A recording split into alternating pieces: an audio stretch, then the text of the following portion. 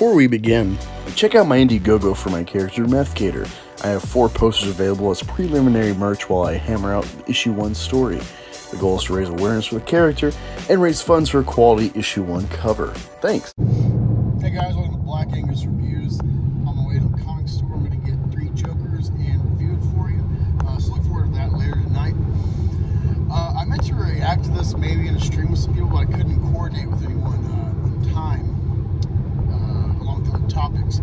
But I wanted to cover this because I've actually had this analogy in mind in conversations, back channels, regarding Disney Star Wars and the state of things with that franchise. I'm going to kind of rebut this TikTok video, which, I generally I hate the idea of TikTok and stuff, but I saw this on Twitter, and it totally presents the argument about Disney Star Wars, new Star Wars stuff, and being a fan or not. I would say blindly, at the least, if not very disingenuous. And there's just something weird about all these types of people, these Disney fanboys that try to convince you, like, oh, it's okay, just you can ignore that. There's nothing wrong. You got your old stuff, and it's like, not really. So I'm gonna play this video, and then I'll talk about it. Do I think Disney ruined Star Wars? No, absolutely not. It's never been bigger, more profitable, and more popular than it is right now. Imagine that you have a favorite restaurant. You've been going there since you were a kid. Now imagine that this is the menu. Now imagine years later, they add to the menu. They create these dishes. Well, this restaurant is ruined. I don't like that dish. Then just order the one you want. It's all still there. Imagine seeing another customer eating one of these, walking up to their table and being like, I don't think that's very good. It's a good thing you're not eating it. You ordered that? Ha! You must be new here. You actually like that dish? You must not be a true fan of this restaurant. Imagine going home and posting on social media, you thought this meal was good? Well, look at this one. You can't ruin it, because you can still go get what you want and enjoy it. It's awesome. Alright, so you saw the video. Again, I've used this analogy before, but a totally different way. I want to explain it here. The idea of Star Wars as a restaurant, and now they have new items on the menu that you're not a fan of, and you can still enjoy the old stuff. No. The idea isn't that, oh, here is restaurant that has X products, and now they got this new addition, this new, plethora of items on the menu that you can choose to not enjoy, whatever. No. Disney Star Wars, in varying ways, not even talking about the EU fandom, whatever, that gets weird, I don't care. Just talking about like the films and new products that I'm aware of. It radically changes the context of the saga, what Lucas gave us for 40 years. It's not that there is, think of Star Wars products as burgers. We're at Burger King. Or Carl's Jr., like Carl's Jr. It's not the idea that, oh, well, Disney is, let's say, vegan option or something, their new stuff, but you can still buy the beef-based, chicken, whatnot, products. No, the idea is because they've radically changed the menu, where everything is now vegan or soy or what have you. And on top of it, the additional idea, in my view, of what's happened to Disney Star Wars, in large part, is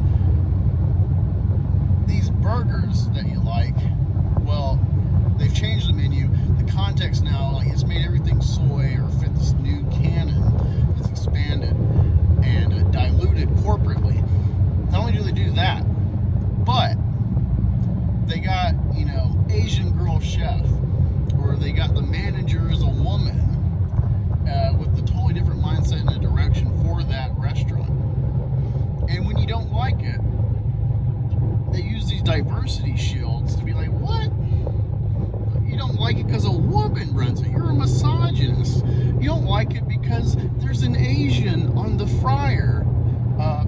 fries now. You don't like it because there's a black guy flipping the burgers. You're a racist. That is the problem with Disney Star Wars now, is it's brought in this whole kind of political divisiveness in something that was meant to be a kind of unifying saga for everyone. You know, it's got so much history and mythology put into it from the very start, thanks to the influence of Joseph Campbell with the Power of Myth and whatnot, and his influence on Lucas, expanding his mind. Lucas, the way I put it, Lucas made a story that is, I would say, for lack of a better way to encapsulate, the greatest plagiarism of humanity. It's very unique because no one's been able to really do that. You've had Star Trek, yeah, but I think it does something completely different, despite being something you could unify around. Star Wars, I'm an atheist. Buddhism, you can argue is like an atheist philosophy. It's got this religious spiritualism to it, but it fits with science, and the Force can be viewed in that light.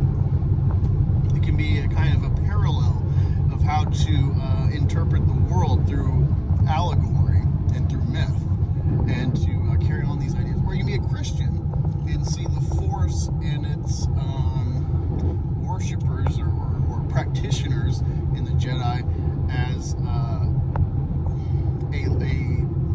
fraction of the idea of Christendom or Judaism or Islam, you know, depending how you see that, the Judeo-Christian rooted religions. Abrahamic, there we go. Or Hindu with karma and whatnot. There's all these shades just with that element of the Force that anyone in any religion or lack of can find some nourishment through the myth. So it's unifying. You can bring people from different walks of life to the same table and appreciate. Aside from just the popcorn nature of a blockbuster, it has a lot of things to it. You can look at the allegory of like indigenous versus industrialized.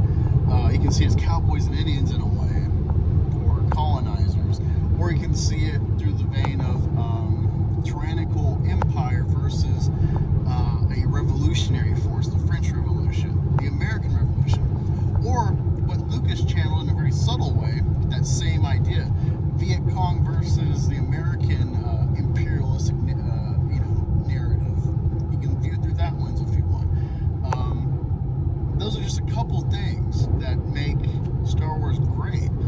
And now with Star Wars, you got things like the women of Star Wars, where it's like, wait, no one cared about gender. Like, yeah, it's a very male-centric saga, but it was open for everyone that wanted to enjoy the product made. It didn't shame you because you didn't fit demographic, or you need to be quiet because you're X demographics, you're male or white or whatnot, or you're straight. Now, there's this kind of subtlety or lack of from the creatives behind the cameras and stuff that have this agenda attached to it, to not carry on a mythology that can go forward in this current day, to carry on the lessons that myths and religions in large have done for us through history before this modern era and social media, and I'd say a degradation of religion having that effect on society. So this guy completely gets it wrong, and that's where I'm at on this. Let me know what you think in the comments. Let's discuss pros and cons of that video and what I've said. What things might have missed that you think Star Wars brings to the table for humanity, or what it's lacking today. Thank you for joining. Appreciate it. If you're new here, be sure to like, share, subscribe, all that good stuff. And yeah, go check out my Indiegogo. We got 5 days left, 4 days, I think, maybe. Appreciate any backers, or just a retweet helps get eyes on. Thank you for joining.